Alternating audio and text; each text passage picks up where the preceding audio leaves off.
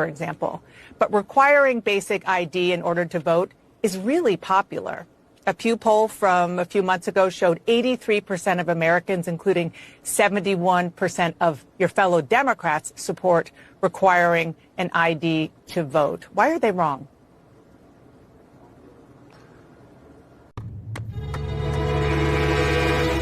I haven't said that they're wrong.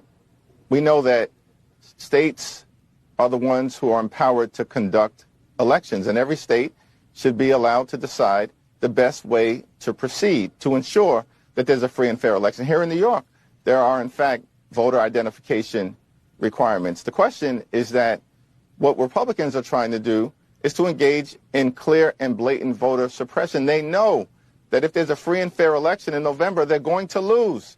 In fact, Republicans have been losing every single election since Donald Trump was sworn in January of last year.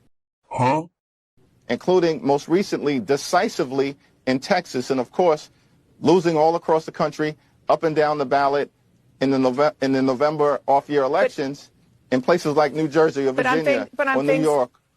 Yeah, and they've been losing. I mean, Virginia is a good example. They have a requirement to show your ID, and Democrats won very, very handily across the way.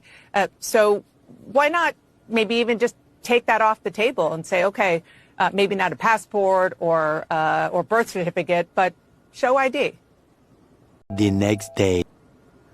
Well, first of all, every state is empowered to be able to make the decision on their own, and we completely and totally support that. What Donald Trump wants to do is try to nationalize the election. Translation, steal it, and we're not going to let it happen. We stopped them in terms of their gerrymandering efforts, where they were going to try to redraw congressional maps in red states throughout the nation, not expect Democrats to respond forcefully, and try to rig the midterms. They failed.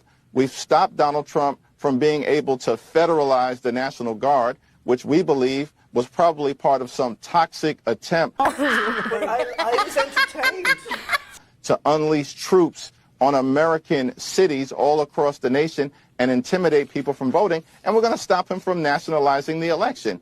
This is going to be a free and fair election. It's going to be conducted like every other election, where states and localities have the ability to administer the laws.